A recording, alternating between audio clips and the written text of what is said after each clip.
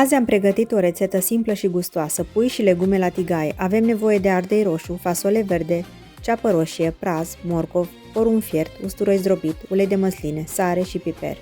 Între timp, puiul este aproape gata la cuptor, fraged și rumenit, perfect alături de legumele colorate și aromate.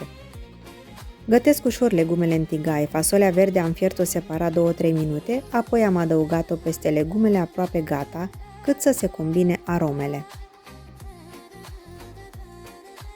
Asezonez cu sare și piper, iar la final usturoiul zdrobit și un strop de ulei de măsline pentru un gust intens și plăcut.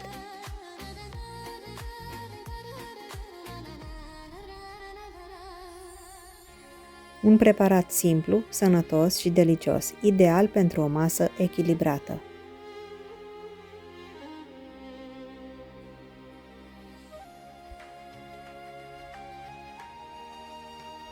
Poftă bună!